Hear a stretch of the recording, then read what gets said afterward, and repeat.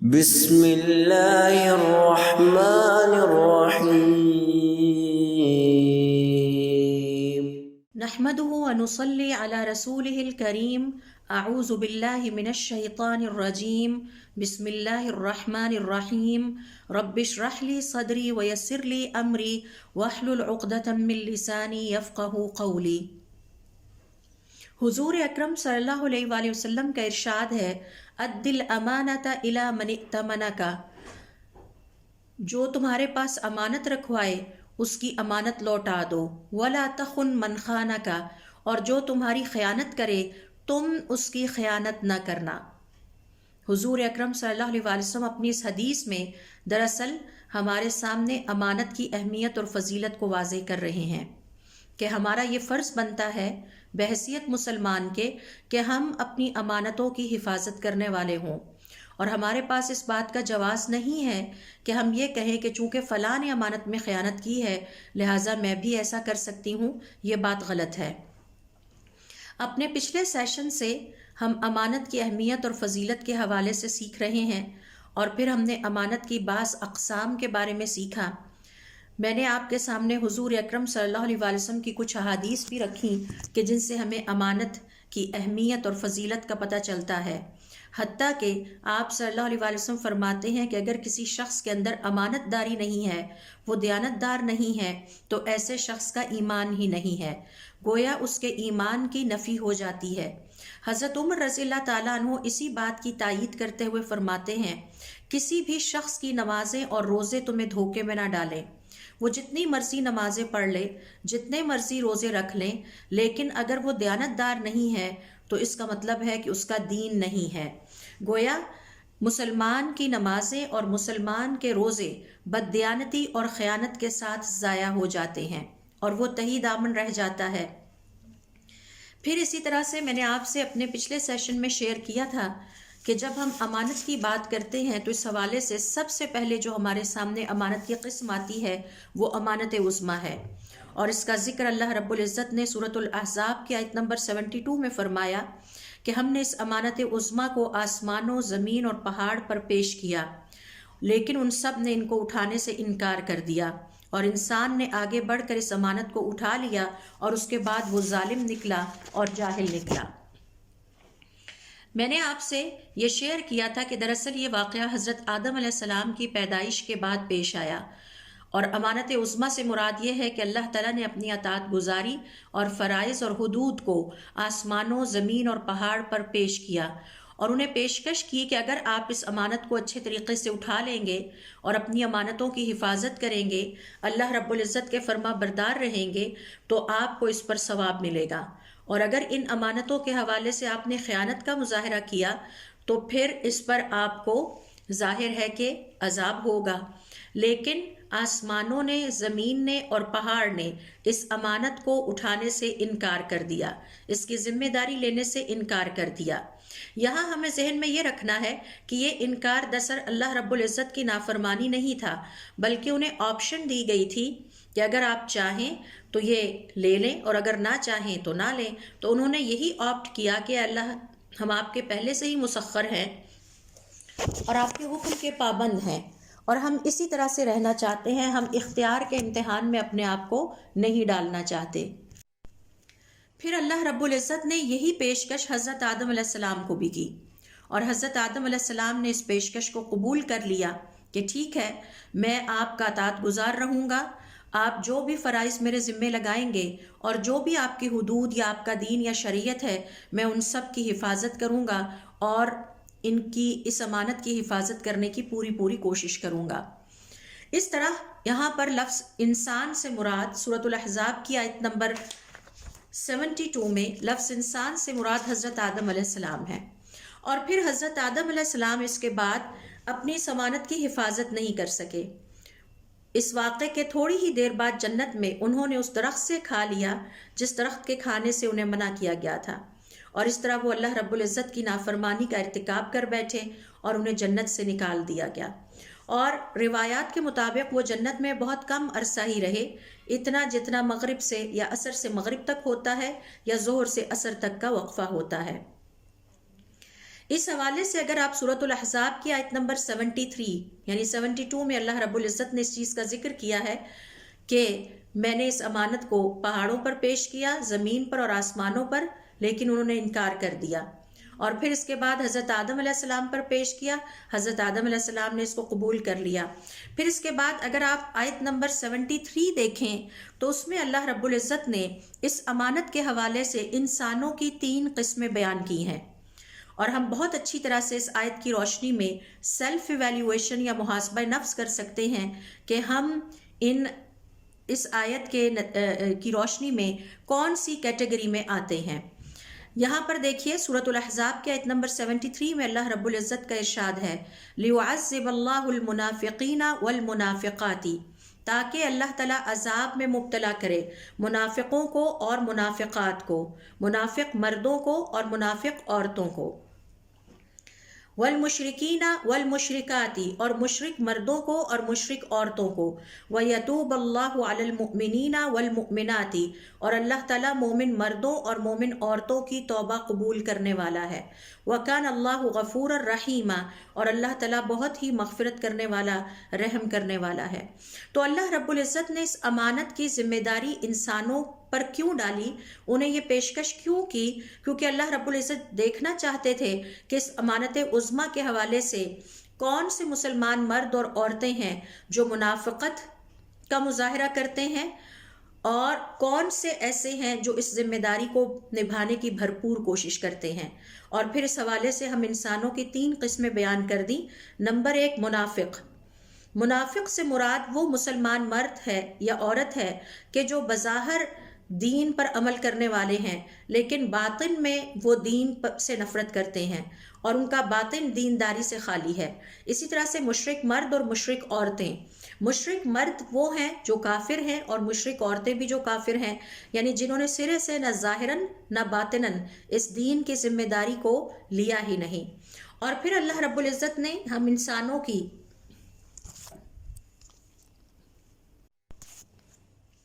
تیسری کیٹیگری کا یہاں ذکر کیا، اور وہ ہیں المؤمنین والمؤمنات، مومن مرد اور مومن عورتیں۔ یہ وہ خوش قسمت انسان ہیں، مسلمان ہیں، مرد اور عورت، جو کہ اللہ رب العزت کے اس دین کی حفاظت کرنے کے لیے پوری کوشش کر رہے ہیں۔ جتنی ان کے اندر ہمت اور توفیق ہے وہ اتنی کوشش کر رہے ہیں،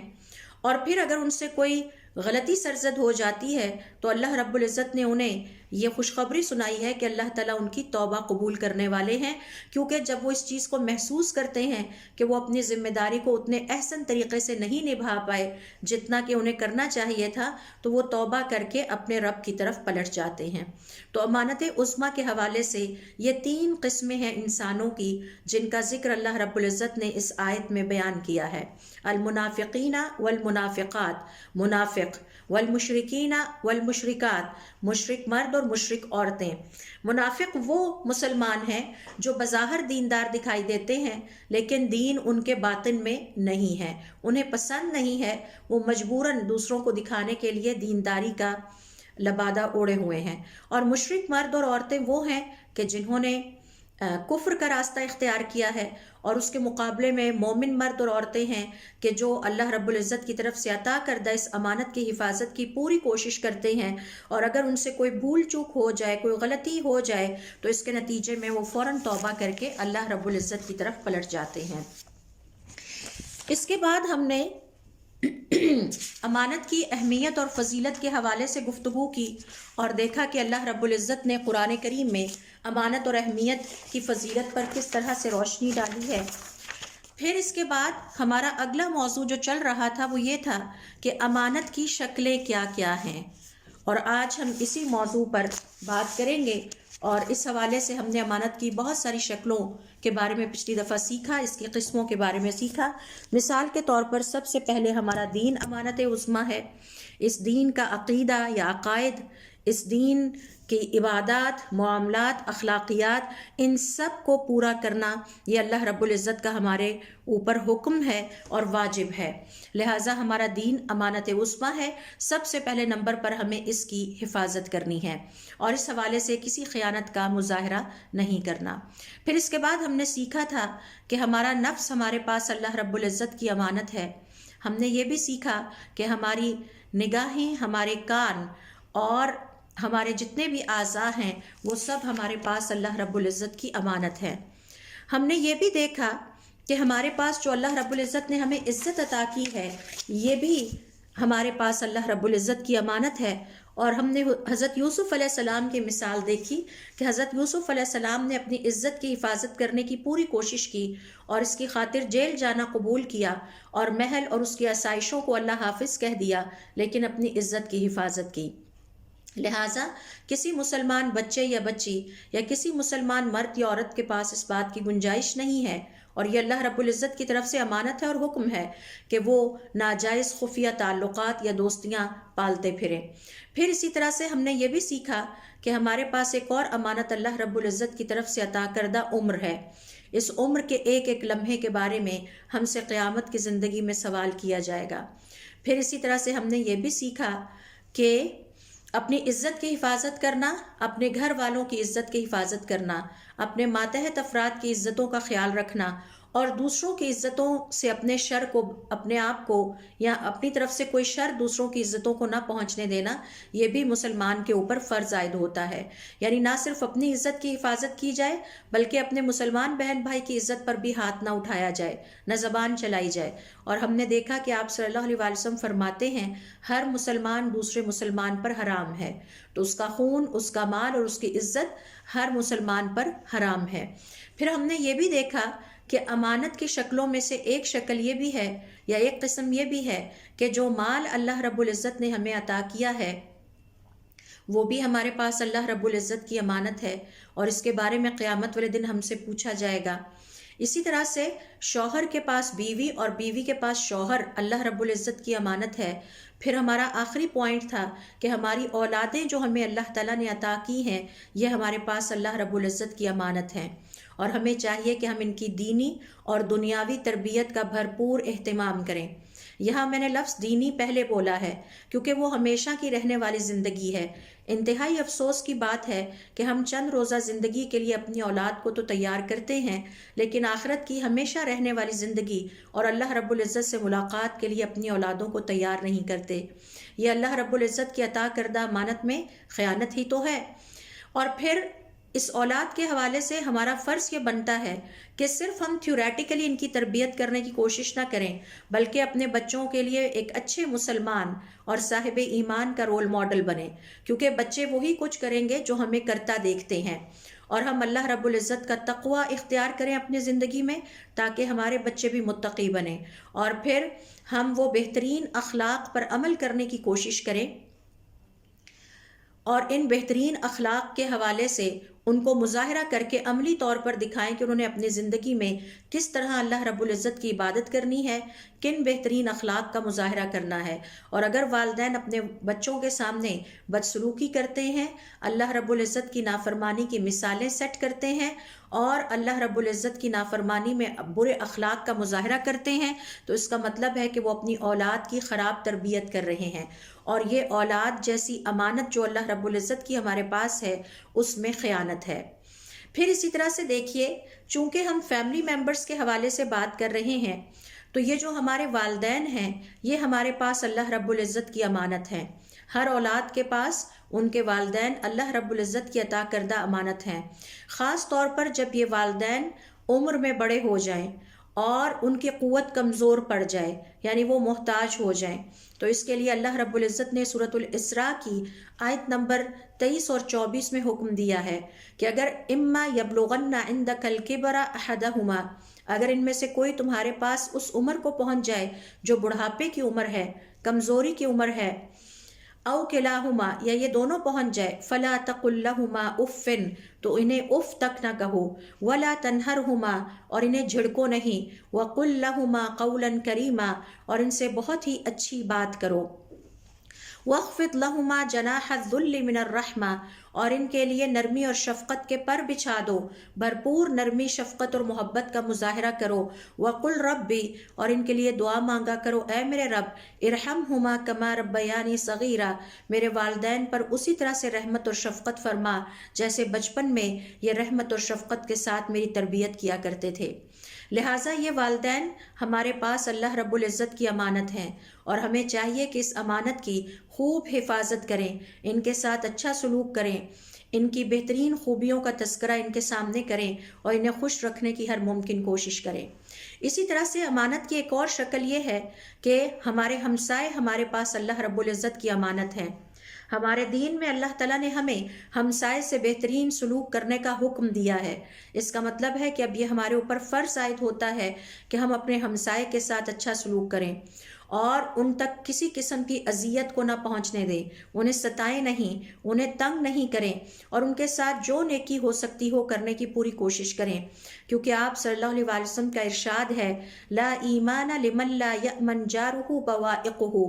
ایسے شخص کا کوئی ایمان نہیں جس کا ہمسایہ اس کے شر سے محفوظ نہ ہو۔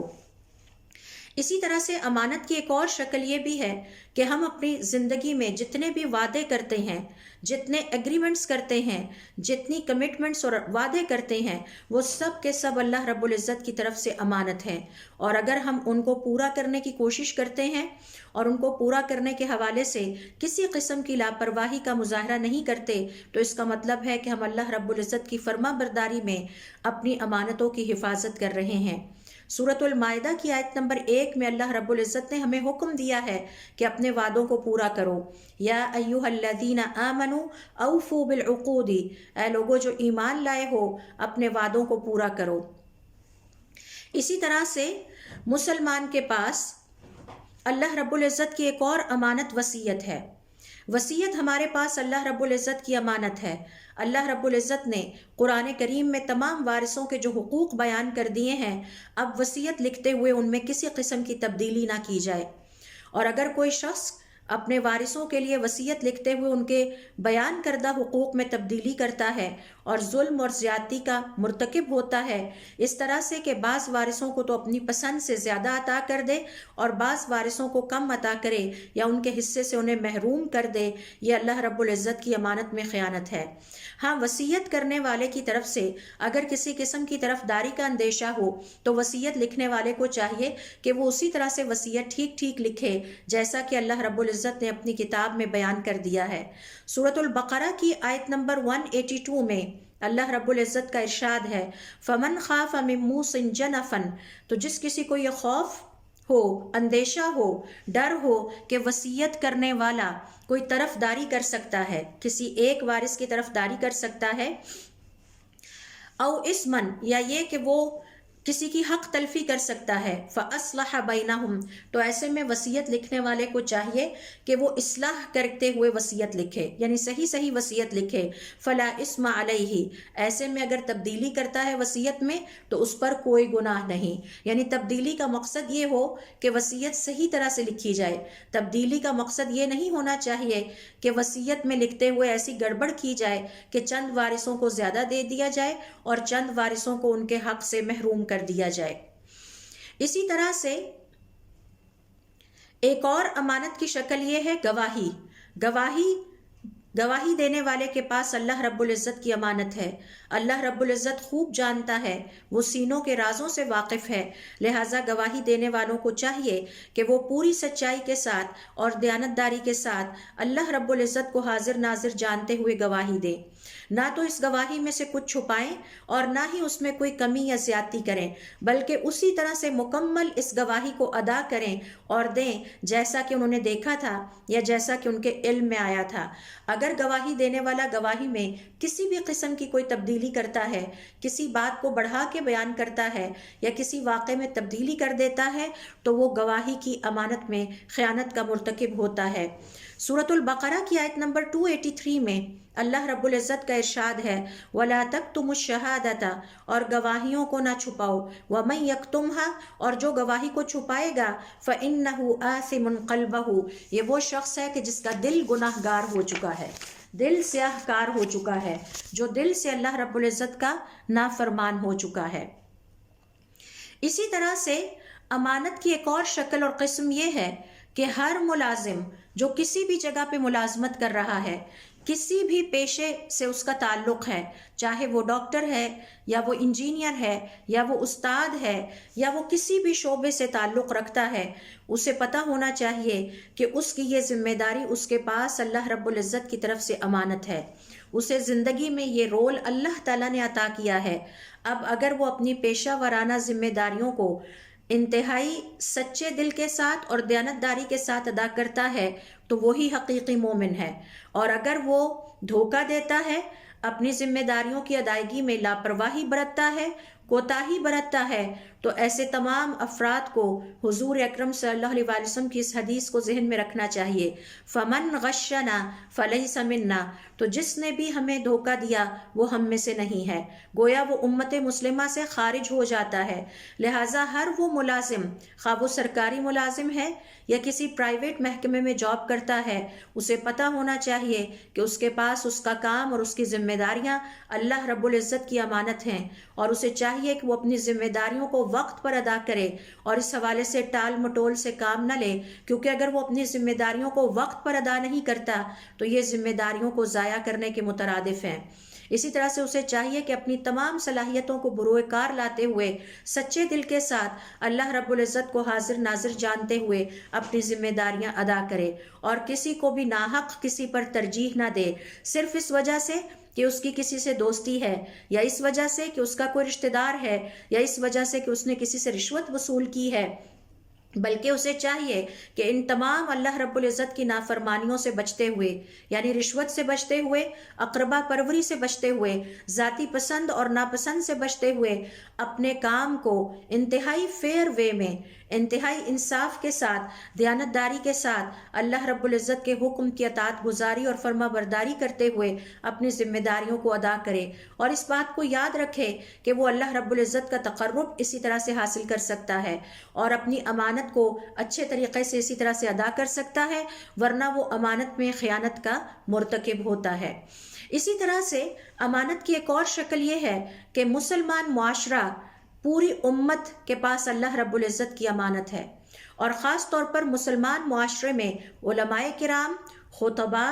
تربیت کرنے والے، یعنی مثال کے طور پر اساتذہ، بزرگ جو اپنے بچوں کی تربیت کرتے ہیں، اور والدین جو اپنی اولادوں کی تربیت کرتے ہیں، یہ تمام افراد اس بات کو پہچان لیں کہ یہ مسلمان معاشرہ ان کے پاس اللہ رب العزت کی امانت ہے۔ اب مسلمان معاشرے کی ضرورت کو سامنے رکھتے ہوئے اور مسلمان معاشرے کی اخلاقیات اور اس کی روایات کی حفاظت کرتے ہوئے ان تمام افراد پر، یعنی علماء کرام پر، خطباء پر، تربیت کرنے والے والدین، اساتذہ اور بزرگوں پر، ان سب پر یہ بھاری ذمہ داری عائد ہوتی ہے کہ وہ ہر ایسے فعل سے دور رہیں جس سے معاشرہ مشکلات کا شکار ہو، یا جس سے معاشرے میں منکر پھیلے، یا جس سے معاشرے میں اللہ رب العزت کی نافرمانیاں پھیلے، اور کوئی بھی ایسا رواج نہ ترتیب دیں، کوئی ایسا رواج یا ٹرینڈ انٹروڈیوس نہ کرائیں کہ جس کے نتیجے میں معاشرے میں نحوست اور بے برکتی پھیلنا شروع ہو جائے اور معاشرہ کمزور پڑنے لگے۔ اسی طرح سے امانت کی ایک اور شکل یہ ہے کہ علم اللہ رب العزت کی ہمارے پاس امانت ہے، اور صاحب علم، جس سے اللہ تعالیٰ نے علم عطا کیا ہے، اسے چاہیے کہ وہ فتویٰ دیتے ہوئے، کوئی بات کرتے ہوئے، دوسروں کو یہ علم سکھاتے ہوئے پوری دیانتداری کا مظاہرہ کرے، کیونکہ اسے اللہ رب العزت کے ہاں اس امانت کے حوالے سے جواب دینا ہوگا کہ آپ کے پاس علم تھا، آپ نے اس کو آگے کس طرح سے پھیلایا، دیانتداری کے ساتھ پھیلایا یا اس حوالے سے خیانت کا مظاہرہ کیا۔ اسی طرح سے طالب علم، بچے اور بچیاں، تمام اساتذہ کے پاس اللہ رب العزت کی امانت ہیں۔ یہ سارے بچے اور بچیاں اساتذہ کے پاس اس لیے آتے ہیں تاکہ اساتذہ ان کو علم سکھائیں، ان کی تربیت کریں، ان کی شخصیت سازی کریں اور ان کو بہترین اخلاق سکھائیں۔ اب اگر مسلمان اساتذہ اپنے طالب علموں کی تربیت کے حوالے سے کوتاہی برتتے ہیں، لاپرواہی برتتے ہیں، یا انہیں اللہ رب العزت کی نافرمانیاں سکھاتے ہیں، اللہ رب العزت کی فرما برداری کے راستے پر چلنا نہیں سکھاتے، تو اس کا مطلب ہے کہ اساتذہ اللہ رب العزت کے ہاں اپنی امانت کے حوالے سے خیانت کا مظاہرہ کر رہے ہیں۔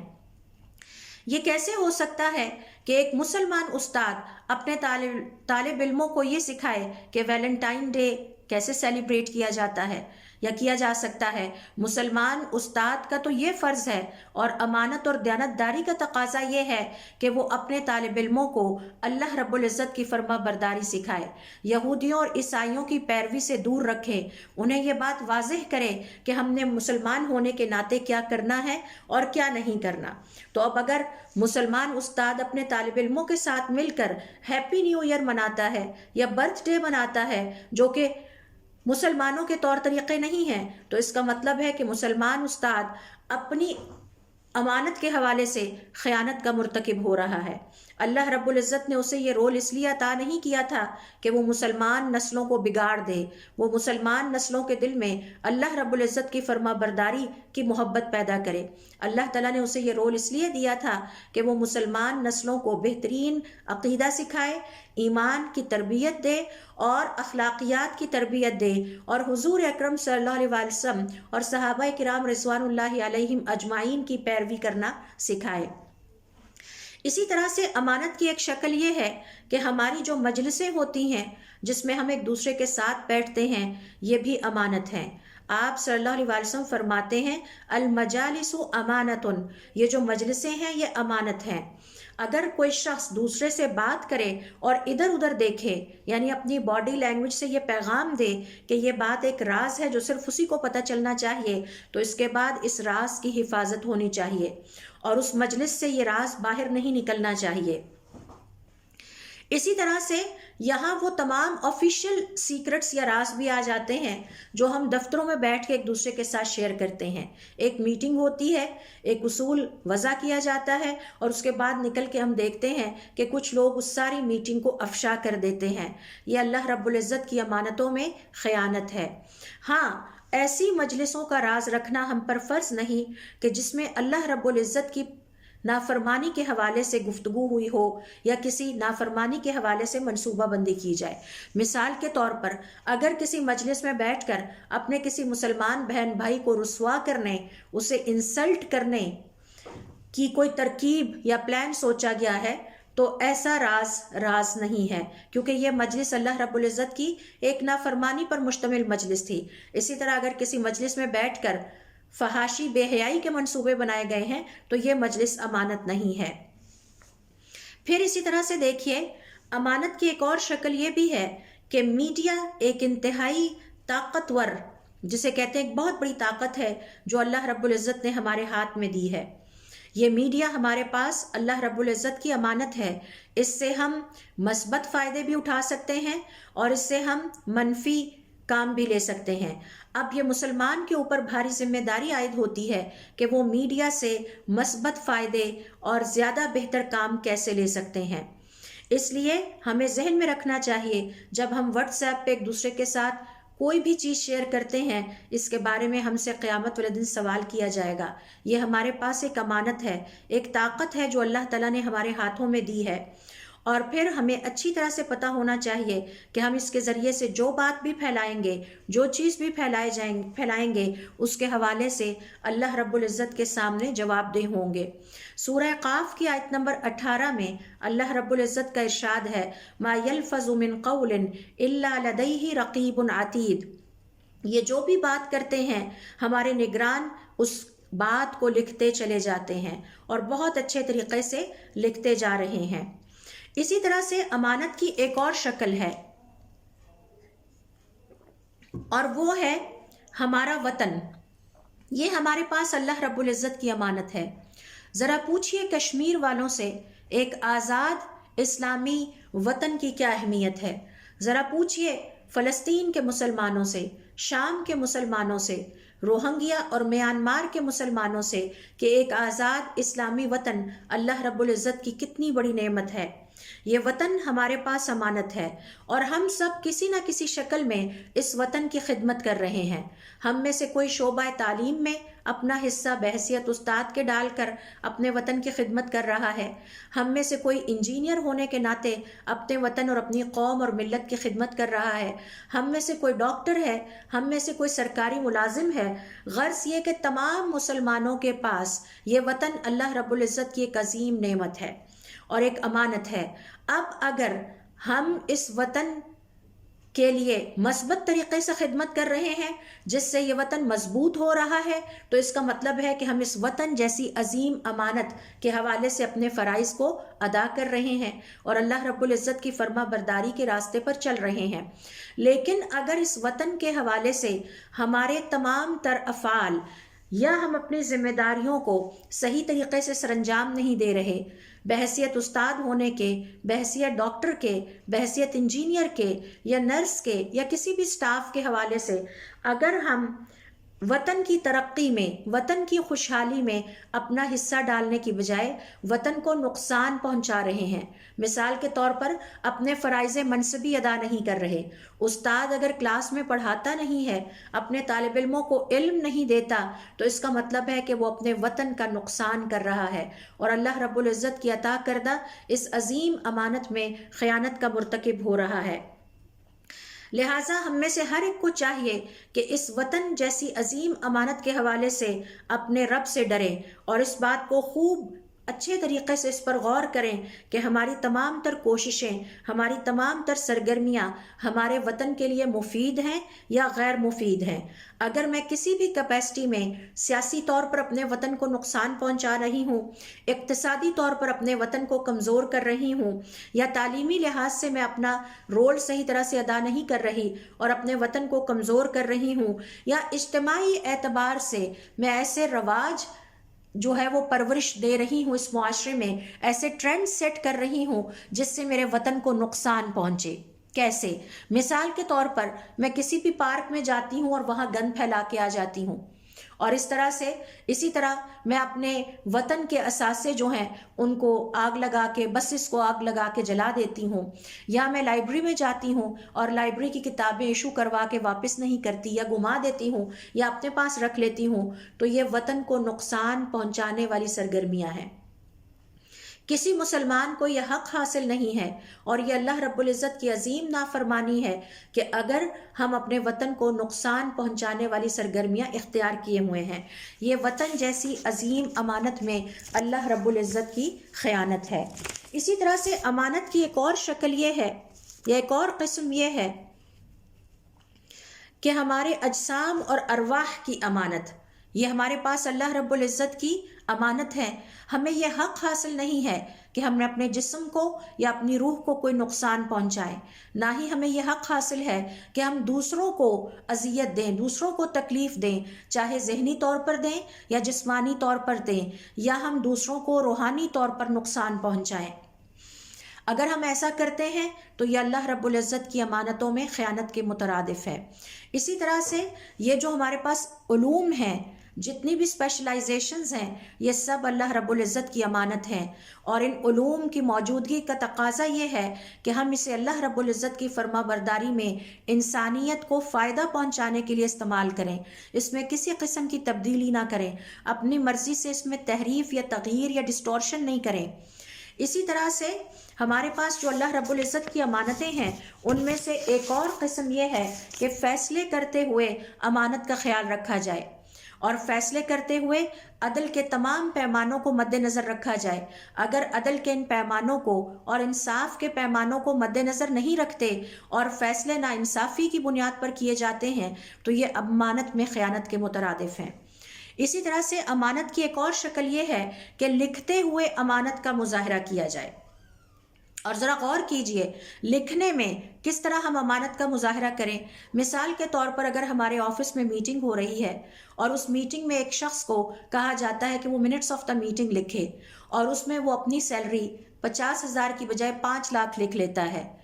تو گویا اس نے لکھتے ہوئے امانت میں خیانت کی۔ تو لکھتے ہوئے اتنی توجہ کے ساتھ کسی بھی بات کو لکھا جائے، لکھوانے والے کی منشا کے مطابق اس کو لکھا جائے، اور اس میں کسی قسم کی تبدیلی اپنی مرضی سے نہ کی جائے یا مسلمانوں کو دھوکہ دینے کے لیے نہ کی جائے، اور لکھتے ہوئے جو کچھ ہم لکھیں اس کا کانٹینٹ بھی اللہ رب العزت کی نافرمانی سے خالی ہو۔ مثال کے طور پر کانٹینٹ میں جھوٹ نہیں ہونا چاہیے،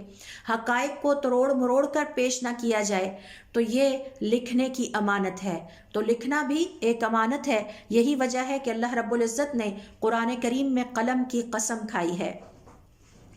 اسی طرح سے امانت کی ایک اور قسم یہ ہے کہ ہر وہ راز جو ہمیں دیے گئے ہمارے گھر والوں کی طرف سے، دوست احباب کی طرف سے، اب ان کی حفاظت کرنا، انہیں آگے بیان نہ کرنا، یہ امانت ہے، اور ان کی حفاظت کرنا امانت کے حوالے سے اپنی ذمہ داری کا مظاہرہ کرنا ہے۔ اب ہمیں چاہیے کہ ہم ان رازوں کی حفاظت کریں اور ان کو کسی کے ساتھ شیئر نہ کریں۔ میں نے اکثر دیکھا ہے کہ اگر کوئی کسی کے ساتھ راز شیئر کرتا ہے تو وہ آگے یہ کہہ کے بیان کرتے رہتے ہیں کسی کو نہیں بتانا، ہمیں اس نے یہ بتایا تھا، اور وہ راز سب کو پتہ چل چکا ہوتا ہے۔ تو اس لیے اس حوالے سے خاص طور پر احتیاط کا مظاہرہ کیا جائے۔ اسی طرح سے امانت کی ایک اور قسم ہے کہ یہ جو اللہ رب العزت نے ہمارے پاس انبیاء بھیجے، اپنے پیغام بھیجے، یہ ہمارے پاس امانت ہے، اور اسے رسالت کی امانت کہا جاتا ہے۔ اب اس میں کسی قسم کی تبدیلی کرنا، کسی قسم کی کمی یا زیادتی کرنا، اس کے پیغام کو، مثال کے طور پر حضور اکرم صلی اللہ علیہ وسلم جو پیغام لے کر آئے ہمارے پاس، اس میں کسی قسم کی تبدیلی کرنا امانت میں خیانت کے مترادف ہے، چاہے یہ تبدیلی لفظی طور پر کی جائے، ریٹن کی جائے یعنی کتابی طور پر کی جائے، یا عملی طور پر کی جائے۔ یہی وجہ ہے کہ ہمارے دین میں کسی بدعت کی کوئی گنجائش نہیں۔ بحیثیت مسلمان کے ہم نے کوئی ایسا کام نہیں کرنا جو حضور اکرم صلی اللہ علیہ وسلم نے یا ہمارے صحابہ کرام رضوان اللہ علیہم اجمعین نے نہیں کیا۔ تو بدعت یعنی دین میں نت نئی چیزیں ایجاد کرنا دراصل رسالت کی امانت میں خیانت ہے۔ اسی طرح سے امانت کی ایک اور شکل یہ ہے کہ اللہ رب العزت کی طرف سے ہم پر یہ فرض عائد ہوتا ہے کہ جب ہم سے کوئی مشورہ مانگے تو ہم پوری دیانتداری کے ساتھ اس کو مشورہ دیں، اور اگر ہم مشورہ دیتے ہوئے اپنے لیے کچھ اور پسند کرتے ہیں اور دوسرے کو غلط مشورہ دیتے ہیں تو اس کا مطلب ہے کہ ہم نے مشورہ جیسی عظیم امانت میں خیانت کا ارتکاب کیا ہے۔ تو اس طرح سے میں نے تقریباً آپ سے 23 کے قریب امانت کی قسمیں شیئر کی ہیں، اور ہمیں دوبارہ دوہرا لینا چاہیے کہ سورۃ المومنون میں اللہ رب العزت اپنے محبوب بندوں کی تعریف بیان کرتے ہوئے فرماتے ہیں کہ وہ اپنی امانتوں کی نگرانی کرنے والے ہوتے ہیں، اپنی امانتوں کا خیال کرنے والے ہوتے ہیں۔ تو اللہ رب العزت سے دعا ہے کہ اللہ تعالی ہمیں بھی ہمت اور توفیق دے کہ ہم اپنی امانتوں کا خیال رکھیں، اپنی امانتوں کو پورا کرنے کی کوشش کریں اور اپنی امانتوں کی نگرانی کریں۔ سبحانک اللہم و بحمدک، اشہد ان لا الہ الا انت، استغفرک و اتوب الیک۔